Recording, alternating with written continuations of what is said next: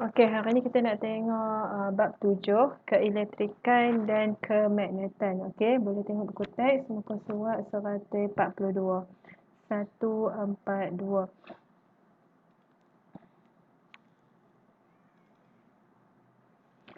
Alright. Okey, 7.1 keelektrikan. Okey. Okey, mula-mula kita kena tahu dulu pasal tenaga. Okey, sebab elektrik ni adalah sejenis tenaga. Okey, semua benda hidup memerlukan tenaga. Okey, jadi kalau kata tak ada tenaga, kita tak boleh hidup lah. Okey, kenderaan yang bergerak, lampu yang menyala, malah kucing yang sedang tidur juga menggunakan tenaga. Kita nak tidur pun, nak tidur kan? Kita memerlukan tenaga. Tenaga bermaksud keupayaan untuk melakukan kerja. Okey. Keupayaan untuk melakukan kerja. Okey, pelbagai kegunaan dan keperluan tenaga. Okey, manusia menggunakan tenaga untuk berlari, tumbuhan memerlukan tenaga daripada cahaya untuk terus hidup.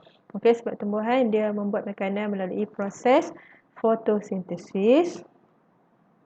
Kereta memerlukan tenaga daripada bahan api untuk bergerak. Minyak kan, tak ada minyak tak boleh bergerak. Cahaya daripada lampu dihasilkan oleh tenaga. Jadi tenaga ni memang diperlukan untuk semua benda hidup supaya dapat melakukan kerja. Okey, tapi macam lampu tu kan, dia bukan benda hidup tapi dia memerlukan tenaga supaya dia boleh memberikan tenaga kepada benda hidup. Itu maksud dia. Okey. Okey, pelbagai bentuk tenaga. Okey, tenaga bunyi, tenaga keupayaan graviti. Contohnya macam diver ni kan, penerjun ni. Ni dia nak macam mana dia boleh duduk di atas ni? Melalui tenaga graviti lah, keupayaan graviti. Okey, lepas tu tenaga nuklear. Okey, tenaga kinetik, iaitu tenaga daripada objek yang bergerak. Tenaga keupayaan elastik, ni macam pemanah ni lah kan. Elastik tu adalah dekat ni, dekat getah kat sini kan, tarik tali tu. Okey, tenaga haba daripada matahari. Okey, seterusnya tenaga elektrik, tenaga cahaya dan juga tenaga kimia ni daripada makanan. Okey, semua dalam buku teks lah. Okey, yang seterusnya kita tengok daripada mana tenaga tu diperoleh, sumber tenaga kan. Okey, daripada matahari adalah tenaga haba. Angin, tenaga angin. Okey, air, ombak. Okey. Lepas tu biojisim. Okey, biojisim daripada perebutan kan. Ni, perebutan ataupun daripada sisa-sisa makanan pun boleh, sisa-sisa haiwan pun boleh, sisa tumbuhan pun boleh. Okey, bahan api fosil. Okey, daripada kematian tumbuhan ataupun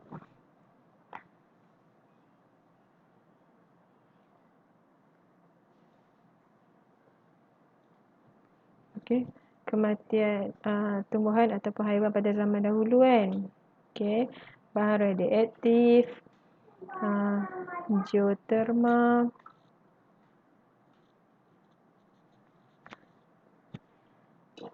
Okey, seterusnya kita nak tengok cas elektrostatik. Okey, kalau daripada sini, daripada perkataan ni, okey, elektrostatik maksudnya cas elektrik yang tidak bergerak. Statik tu tidak bergerak. Elektro ni elektrik lah.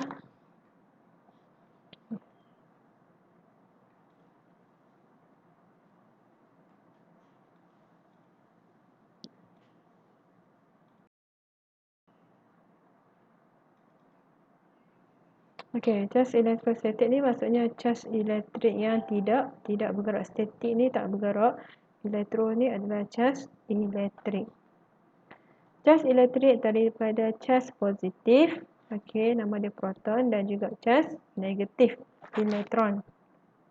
Daya tarikan dan daya tolakan antara cas elektrik dikenali sebagai daya elektrostatik. Maksudnya, kalau positif, cas positif dengan cas negatif, dia akan tarik kan. Kalau cas yang sama, dia akan tolak. Cas yang berbeza, dia akan menarik. Apabila dua bahan yang berlainan jenis digosok bersama, hanya elektron yang dipindahkan. Hanya elektron yang dipindahkan daripada satu bahan ke satu bahan yang lain, manakala proton tidak bergerak. Elektron ni ataupun cas negatif ni, dia boleh bergerak. Bila kita gosok dua benda yang berbeza, bukan gosok tangan, tapak tangan. Bila gosok tapak tangan ni, dua benda yang sama. Contohnya macam kamu gosok, kamu ambil kain, kain berbulu macam kain tuala tu kan. Lepas tu kamu gosok dekat sikat. Jadi kain tuala dengan sikat tu adalah dua benda yang berbeza. So bila kita gosok, hanya elektron saja yang bergerak, proton tak bergerak. Itu namanya cas elektrostatik. Cas yang sama saiz akan saling menolak. Cas yang berlainan akan saling menarik. Kamu tahu lah kan? Yang sama akan menolak, yang berbeza dia akan menarik. Contohnya ni banin, yang ni banat, tarik. Ni banin, ni banat, dia akan tarik sebab cas dia berbeza. Betul tak? Bila cas sama maksudnya banin tak mau. Terhampa tak mau. Banat tak mau. Banin dengan banat, nak. Tu maksudnya macam tu lah. Dia punya orang kata apa? Perumpamaan dia macam tu lah. Cas elektrostatik. Bahan yang menerima elektron akan bercas negatif. Bila kamu terima elektron, dia negatif. Bahan yang kehilangan elektron akan bercas positif. Maksudnya, dia buang yang buruk, dia akan jadi positif. Bila dia ambil yang buruk, dia jadi negatif. Kita anggap kata elektron tu bawa pengaruh negatif lah. So, dia akan bercas negatif. Bila dia kehilangan elektron, dia bercas positif. Bahan yang mempunyai bilangan proton dan elektron yang sama dikenali sebagai neutral atau tidak bercas. Maksudnya kalau kata elektron dia ada 4. Contohlah 4 elektron. Ni cara tulis dia lah. Elektron. Lepas tu proton pun dia ada 4. Jadi kalau bilangan elektron sama dengan bilangan proton, so dia bercas neutral.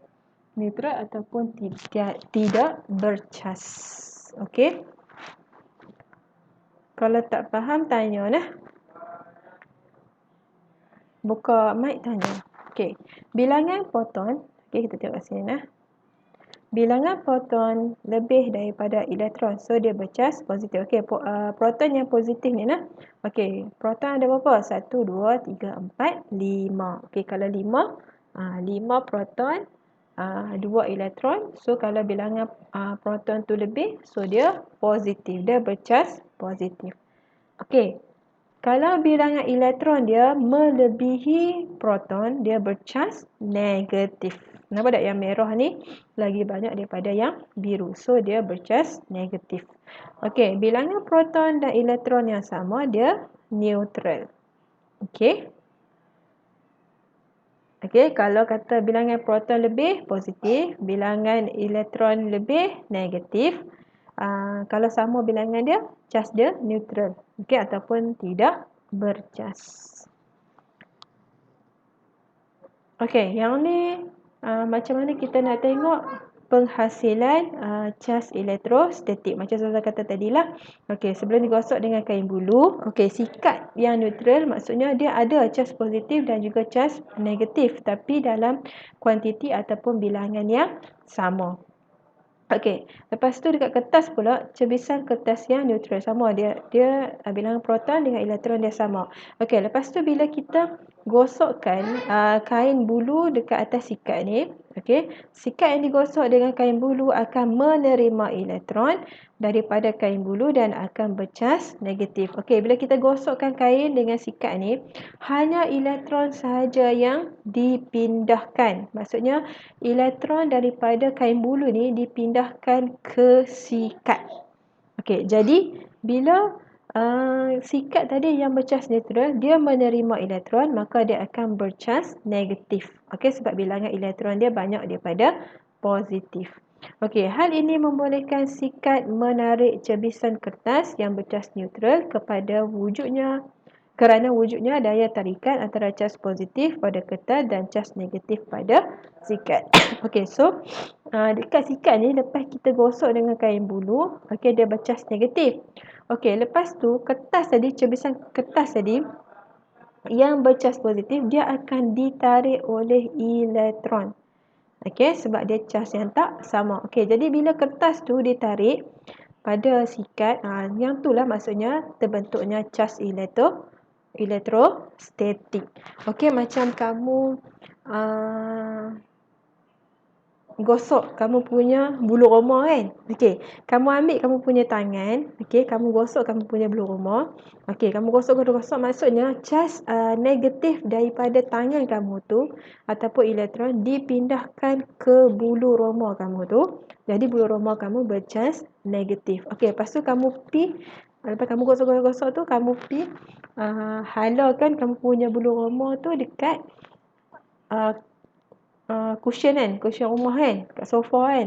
Okey, lepas tu kita akan nampak bulu roma tu menegak. Okey, maka dekat situ cas elektrostatik wujud antara cushion dengan kamu punya bulu roma lah kan. Macam tu lah dia punya andaian dia, macam tu lah. Okey, kamu boleh try lah buat macam ni kan. Kamu ambil kertas, lepas tu kamu carik-carik dia kan, bagi dia cebisan kecil-kecil. Lepas tu kamu ambil kain bulu kan. Okey, lepas tu kamu gosok kamu punya sikat. Lepas tu kamu try tengok. Kertas tu ditarik tak dekat sikat. Boleh try lah. Okey.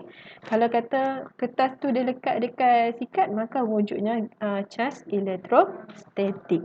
Okey. Alright, yang ni muka surat 146. Okey, elektroskop. Okey, ni adalah gambar elektroskop.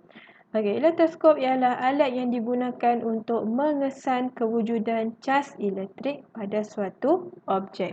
Okey, sebab cas elektrik ni ataupun cas elektrostatik ni kita tak boleh nampak. Kita hanya boleh nampak dia punya result sahaja. So, macam mana kita nak buktikan bahawa adanya cas elektrostatik? Okey, so yang ni adalah cepel logam. Ni adalah elektroskop. Okey, kerajaan emas. Okey, bila berlakunya pencapahan, maksudnya bila kerajaan emas tu mencapah ataupun bergerak, maka akan ada cas elektrostatik yang wujud. Okey. Okey, ni dia cara kerja elektroskop. Okey, kerajaan emas tidak mencapah kerana cas positif dan cas negatif tertarik antara satu sama lain. Okey, kita letak satu jalur. Okey, jalur tu jalur neutral. Kita dekatkan dia kepada cepel logam. Dekat sini lah. Okey, dekat cepel logam ni pun dia bersifat neutral. Okey, jadi kalau neutral bertemu dengan neutral, okey, kerajaan emas ni dia takkan mencapah. Sebab apa? Sebab bilangan proton dengan elektron sama, maka tiada cas elektrostatik yang terhasil. Okey, tapi bila kita letak jalur bercas positif, okey, kita dekatkan kepada cepel logam. Okey, dekat cepel logam tu automatiklah akan jadi negatif kan. Sebab ini positif, so dia akan tertarik pada negatif. So, kerajaan emas mencapah kerana cas yang sama akan menolak antara satu sama lain. Maksudnya daripada sini, cas positif ni dia akan positifkan dekat sini, maka dia akan menolaklah sebab yang ni dekat sini adalah cas positif, dia positif dengan positif dia akan menolak. Jadi kerajaan emas tu dia akan mencapah. So kat sini kita boleh kata wujudnya cas elektrostatik. Sama juga kalau jalur bercas negatif, okey, kita dekatkan kepada cepel logam. Okey, so elektron tu akan bergerak ke bawah. Okey, jadi cepel logam ni dia akan bercas negatif, maka kerajaan emas akan mencampur sebab dia cas yang sama. Okey, jadi nak faham dia senang je. Bila kerajaan emas tu mencampur, maksudnya adanya cas elektrostatik. Kalau dia duduk straight macam ni, maksudnya tiada lah. Okey, tiada cas elektrostatik yang dihasilkan. Jadi alat apa yang digunakan untuk menguji kehadiran cas elektrostatik? Nama dia elektroskop. Elektroskop untuk menguji kehadiran cas elektrostatik. Okey. Okey, elektroskop daun emas. Okey, elektroskop daun emas pertama dicipta oleh seorang ahli fizik bernama Abraham Bennett pada tahun 1787. Semakin jauh pencapaian kerajaan emas, semakin banyak kuantiti cas elektrostatik yang terkumpul.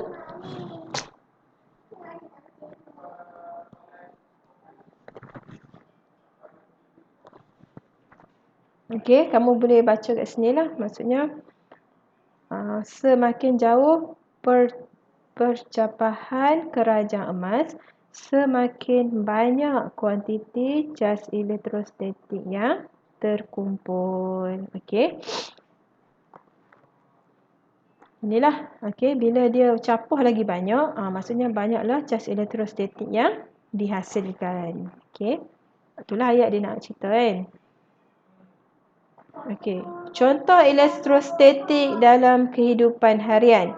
Okey, kejadian kilat ialah salah satu fenomena yang berkait dengan cas elektrostatik. Geseran antara awan dan udara menyebabkan awan dicas dengan cas-cas elektrik. Okey, jadi bila waktu hujan, awan banyak teh. Awan banyak. Okey. Jadi bila awan banyak, udara memang ada kan. Okey, jadi bila awan tu bergeser dengan udara, okey, udara, maka akan menyebabkan awan tu dicas dengan cas-cas elektrik. Kilat berlaku kerana daya tarikan yang wujud antara cas positif pada bumi dan cas negatif pada awan. Okey, awan ni dicaskan oleh udara menjadi negatif. Okey. Okey, lepas tu dekat bumi adalah cas positif. Okey, kita tahu kalau dia cas yang berbeza, dia akan menarik. So, akan bila elektron ni dia nak menarik proton dekat bawah, positif kat bawah. So, akan berlakunya kilat. Dum-dum. Okey. Jadi kita dah belajar ni, kita tahu kilat tu daripada cas-cas elektrik yang terhasil di awan. Okey, sebab dekat awan tu ada cas negatif ataupun ada elektron. Dekat bumi bercas positif, maka bila dia berbeza cas, dia akan menarik. Sebab tu berlakunya kilat. Okey. Ni. Okey, awal-awalnya sebenarnya awan tu bersifat neutral, tapi bila berlakunya pergeseran ataupun daya tarikan antara udara dengan awan tu, maka dia akan dicaskan dengan negatif. Okey, bumi bercas positif, maka cas negatif dalam awan tertarik pada cas positif di permukaan bumi. Maka berlakunya kilat.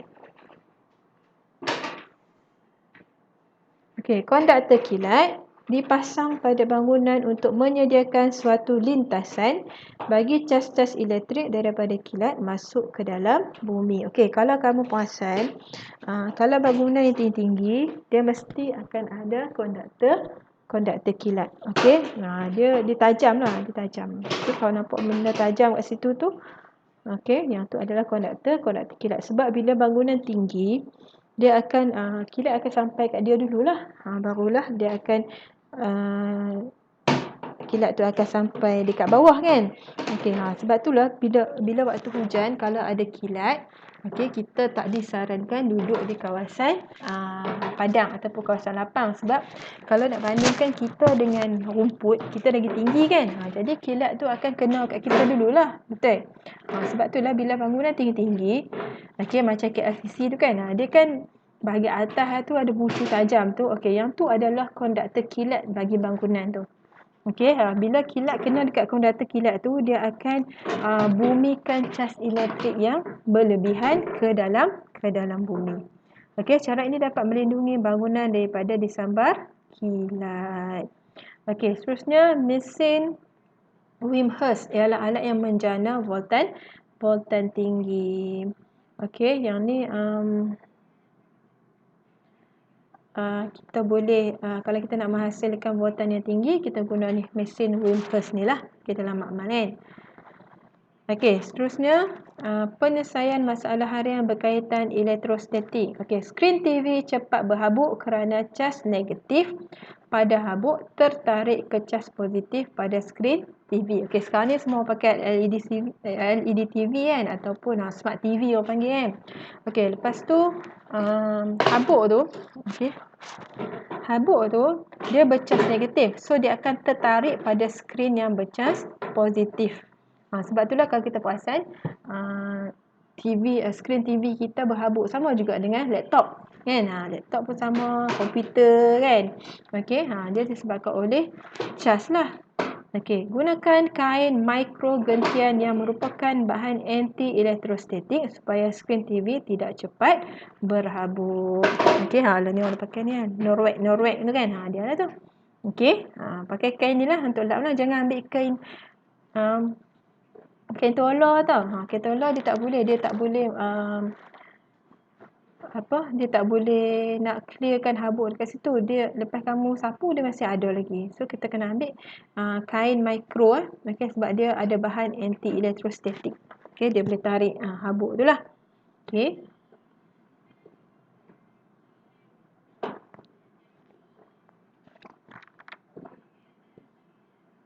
Okey, setakat ni ada soalan tak? Ada soalan tak setakat ni?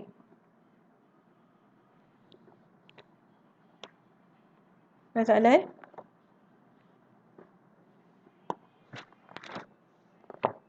Ada soalan tak?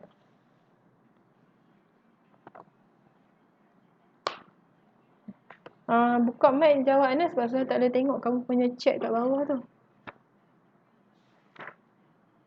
Tak ada. Okey.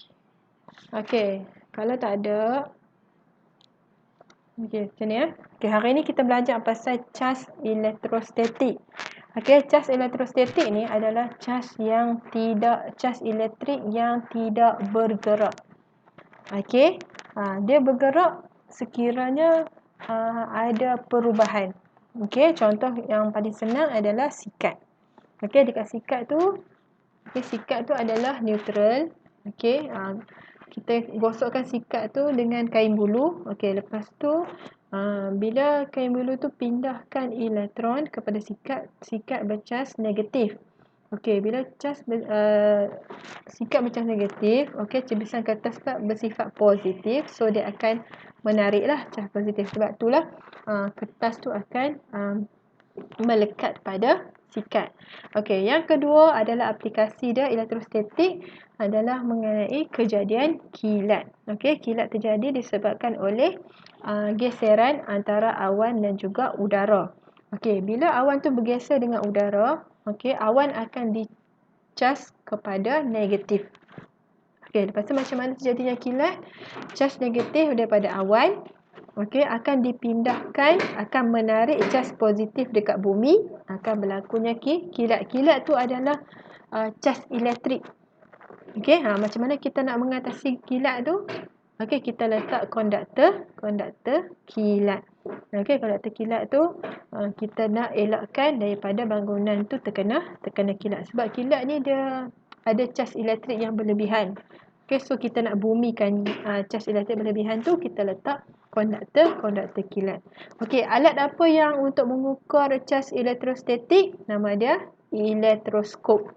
Okey, elektroskop tadi dia ada kerajaan emas. Kalau kerajaan emas tu mencapah dengan banyak, maka banyaklah cas elektrostatik yang terhasil. Okey, kerajaan emas tu dia nak mencapah tu, dia tengok kepada cas. Okey, kalau kata neutral, dia tak akan mencapah. Kalau dia cas positif dan juga cas negatif, dia akan mencapah. Maksudnya adalah kehadiran cas elektrostatik. Okey. Okey, boleh tak sambung? Sikit lagi. Boleh tak? Okey ya. Sikit lagi nah. Okey, seterusnya kita nak tengok arus elektrik. Kalau tadi cas elektrostatik. Cas tu positif, negatif. Elektrostatik adalah yang tidak bergerak. Cas elektrik yang tidak bergerak. Okey, hal ni arus elektrik pula. Arus elektrik. Okey, yang ni muka surat 148. Okey, cas elektrik diperlukan untuk membolehkan peralatan elektrik berfungsi. Okey, maksudnya kalau kamu nak cas telefon, kamu ambil charger, kamu sambungkan dekat telefon kamu. Okey, kamu tak on switch. Ada arus elektrik? Tak ada. Maka telefon kamu tak boleh cas. Jadi, cas elektrik kita perlukan untuk peralatan elektrik kita berfungsi. Okey, tenaga yang diperlukan untuk mengalirkan cas elektrik boleh dijana daripada sumber-sumber seperti penjana elektrik, sel kering dan sel suria. Okey, sel kering ni adalah bateri lah. Okey. Pesongan penunjuk galvanometer menunjukkan kewujudan arus elektrik. Arus elektrik boleh ditaktifkan sebagai kadar pengaliran cas elektrik melalui suatu konduktor. Okey, kita guna apa untuk make sure ataupun nak buktikan adanya arus elektrik? Kita guna galvanometer. Okey, bila adanya pesongan jarum galvanometer, maka adanya arus elektrik. Jadi arus elektrik ni apa maksud dia? Adalah kadar pengaliran cas elektrik melalui suatu konduktor. Maksudnya cas elektrik itu lalu ataupun bergerak dalam suatu konduktor. Konduktor ni apa dia? Bahan yang boleh mengalirkan arus elektrik. Okey, macam mana kita nak ukur kuantiti elektrik? Okey, yang ni apa dia? Ni apa dia? Gambar yang tertera ni apa dia? Gambar yang kamu nampak ni apa dia? Dia tulis V kan? Apa dia? Voltmeter. Okey, bila dia tulis V kat sini, dia adalah voltmeter. Okey, pengaliran arus elektrik dapat diukur dengan menggunakan ammeter. Okey, ammeter dia akan tulis A kat sini. Bentuk dia sama sahaja, cuma yang beza huruf kat sini. Dia akan tulis A, ammeter. Unit SI bagi arus elektrik ialah ampere. Maksudnya arus elektrik, berapa arus elektrik yang mengalir melalui telefon? 5A. Maksudnya 5 ampere. Okey. Voltan ialah beza upaya di antara dua titik yang boleh diukur dalam unit volt dengan voltmeter. Okey. Arus elektrik dia punya unit dia ampere A. Voltan unit dia volt. Okey, arus A for arus, unit dia adalah ampere. Okey, voltan V, unit dia volt. Macam tu. Okey, 5 volt. 5 ampere. Macam tu. Okey, kalau kat sini, kalau 3 volt, 15 volt. Okey, kalau voltan maksudnya dia ada output, dia ada input. Okey. Okey, hubungan antara arus, voltan dan rintangan. Keupayaan sesuatu konduktor untuk mengehadkan atau menentang aliran arus elektrik melaluinya dikenali sebagai rintangan. Kita tahu tadi arus, okey, cas elektrik yang bergerak, voltan, okey, cas elektrik yang bergerak melalui dua tempat, rintangan. Okey, rintangan ni maksudnya dia nak menentang atau memutuskan aliran arus elektrik. Nama dia apa? Perintang. Okey. Unit rintangan ialah ohm. Ni dia punya ni lah unit dia kan. Okey. Okey, unit dia adalah ohm. Perintang piawai mempunyai rintangan yang tetap manakala perintang boleh ubah atau rheostat mempunyai rintangan yang boleh diubah. Okey, tengoklah. Okey, hubungan antara arus, voltan dan rintangan. Okey, kita ada segitiga ni. V, R, I. Okey, yang ni adalah hukum Ohm segitiga ni. Okey, atas ni adalah V, voltan. R, rintangan. I, arus. Okey, V voltan, R rintangan, I arus. Alah. Sorry terconteng pula.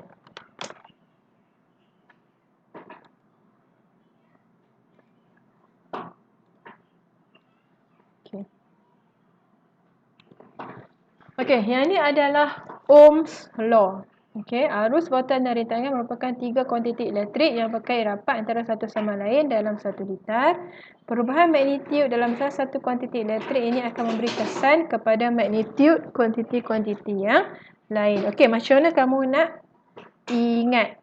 Okey, kalau kita nak cari voltan V kan? Okey. Nampak tak? Kita tutup V. Okey. Tutup V. Okey, apa yang tinggal? R dengan I. So, V sama dengan, voltan sama dengan R rintangan. Dia duduk sebelah-sebelah kan? Sebelah-sebelah dia kena darab. Rintangan darab dengan arus. Okey, kalau kita nak cari I pula. Tutup I. Okey. Okey, katalah kita nak cari I. Kita tutup I ni. Apa yang tinggal? V dengan R. So V bahagi dengan R. Okey. Okey, kalau kita nak cari pula R. Kita nak cari R. Okey, kita tutup. Kita padam R. So, yang tinggal adalah V dengan I. Jadi, V bahagi I. Lepas? Boleh? Boleh? Jadi, kamu ingat segitiga ni sahaja. V, R, I. Jangan terbalik lah. Okey? Jangan terbalik dia.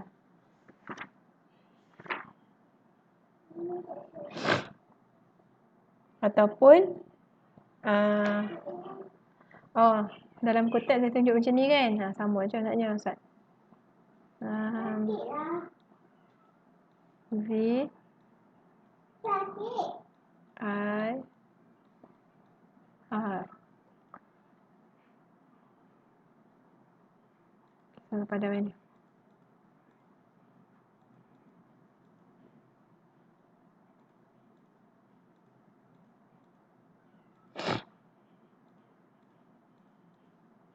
Okey, tengok yang ni.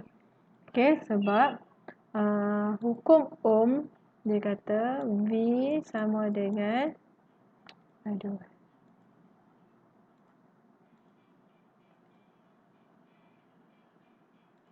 Okey, V sama dengan I darab R. Okey, V ni voltan, I arus, R rintangan. Okey, kita buat dalam bentuk segitiga ni. Okey, V, I, R. Okey, kalau nak cari V, tutup V, I darab R. Okey, kalau nak cari I, V bahagi R. Kalau nak cari R, tutup dekat R, V bahagi I. Okey, ini adalah Ohm's law, hukum Ohm. Okey, ni contoh baliklah. Okey. Hubungan antara arus I, voltan V dan rintangan R dikenali sebagai hukum Ohm. Ni hukum Ohm lah. Okey, bila V sama dengan I darab R. Okey, kat sini bila voltan bertambah, arus pun bertambah, rintangan pun bertambah. Okey, kalau macam ni V kita nak cari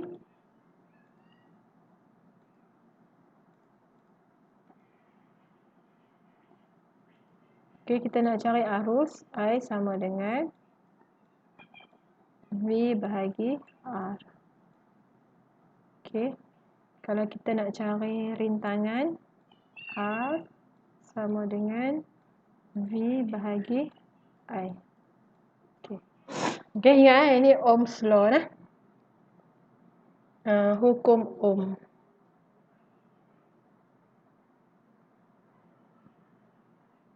Ni dia tunjuk kan. Macam mana nak cari. Kalau nak cari V, I darab R. Kalau nak cari I, tutup I, V bahagi R. Kalau nak cari R, V bahagi I. Okey. Okey, hari ni setakat ni sahaja. Okey, hukum Ohm. Okey, Ohm's law. Okey, dia ada voltan, arus dan juga rintangan. Okey.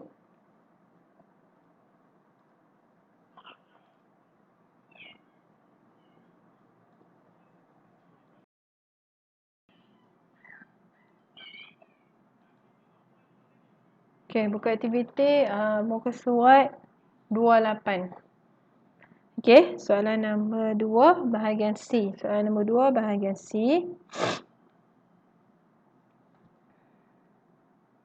Raja di bawah menunjukkan Ravi sedang membelai kucingnya di atas sofa. Okey, apakah yang akan terjadi apabila sebiji belon didekatkan pada kucing tersebut? Apa jadi? Okey, Ravi tu dia pegang kucing, dia duduk gosok bulu kucing dia tu. Lepas tu kita ambil belon, kita dekatkan dekat kucing tu. Apa jadi? Apa jadi? Okey. Belon akan melekat pada bulu kucing. Okey, dia 3 markah. Okey, markah yang pertama, belon akan melekat pada bulu kucing. Okey, sebab apa melekat? Sebab apa? Sebab apa? Sebab apa boleh melekat?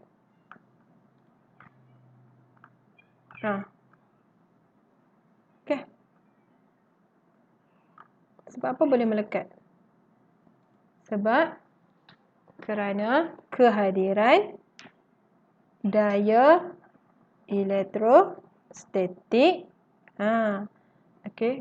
Kerana kehadiran daya elektrostatik apabila Ravi mengusap bulu kucing tersebut. Okey, belon melekat pada bulu kucing kerana wujudnya daya elektrostatik apabila Ravi mengusap bulu kucing. Okey, itu markah yang kedua. Markah yang ketiga, cas yang berbeza antara bulu kucing dan belon menyebabkan mereka tertarik antara satu sama lain, ataupun perbezaan cas antara bulu kucing dan belon menyebabkan mereka tertarik antara satu sama lain. Okey. Tapi kalau kata tak dapat, nanti tengok balik video yang saya share. Nanti tengok jawapan. Okey, B. Ibu Ravi pergi ke pusat membeli belah untuk membeli barang. Semasa dia menolak troli di pusat membeli belah tersebut, dia mengalami renjatan elektrik lemah. Apabila Ibu Ravi menolak troli di luar pusat membeli belah, dia tidak mengalami renjatan elektrik. Biasa tak? Biasa tak mengalami macam ni? Biasa tak? Kamu pegang troli, kamu rasa macam ada cas kan? Biasa tak? Okey, yang tu adalah cas elektrostatik. Okey, jelaskan mengapa Ibu Ravi mengalami dua situasi yang berbeza. Bila dia duduk dalam shopping mall tu, dia tolak troli yang sama, dia rasa cas elektrik terkena kat tangan dia. Tapi bila dia tolak dekat luar shopping mall tu, Dia tak mengalami apa-apa renjatan elektrik. Renjatan elektrik yang kecil lah, bukan kata renjatan elektrik yang boleh pingsan tu. Okey. Apa yang menyebabkan berlakunya situasi tu? Apa dia? Apa dia?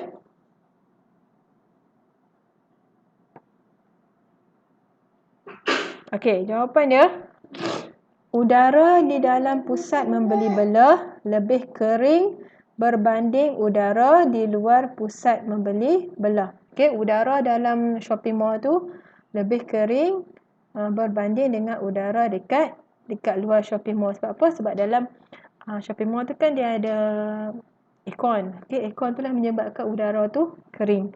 Okey, yang kedua, apabila troli bergeser dengan udara kering, daya elektrostatik terhasil. Okey, bila udara kering, troli tu dia bergerak kan. Okey, dia bergerak, troli akan bergeser dengan udara kering, akan menghasilkan daya elektrostatik. Okey, markah yang ketiga, tiada daya elektrostatik terhasil di luar pusat membeli belah kerana udara lembap. Okey, yang pertama tadi, udara dalam pusat membeli belah kering berbanding dengan udara di luar pusat membeli belah. Okey. Apabila troli bergeser dengan udara kering dalam pusat membeli belah, daya elektrostatik akan terhasil. Daya elektrostatik di luar pusat membeli belah tidak terhasil kerana udara lembap. Okey, itu 3 markah.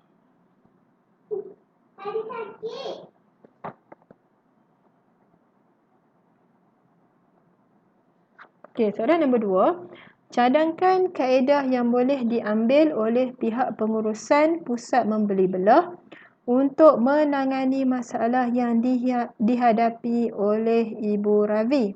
Okey, jadi shopping mall tu, dia punya pengurusan dia kena buat apa? Kena? Bukan, mana tu tak aircon. Apa yang kita boleh buat penambahbaikan dekat troli tu? Kita guna pemegang troli plastik. Jangan guna yang besi tau. Sebab besi tu dia boleh menghasilkan daya elektrostatik. Kita guna pemegang tu. Gunakan pemegang troli plastik. Ya. Tak dengar lah. Cuba kuat sikit. Menggunakan pemegang troli plastik. Pemegang troli plastik. Maksudnya pemegang troli tu buat daripada plastik lah.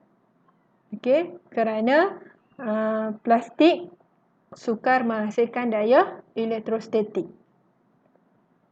Okey, sebab plastik ni dia susah sikit lah untuk menghasilkan daya elektrostatik berbanding dengan besi. Gunakan pemegang troli plastik kerana plastik sukar menghasilkan daya elektrostatik.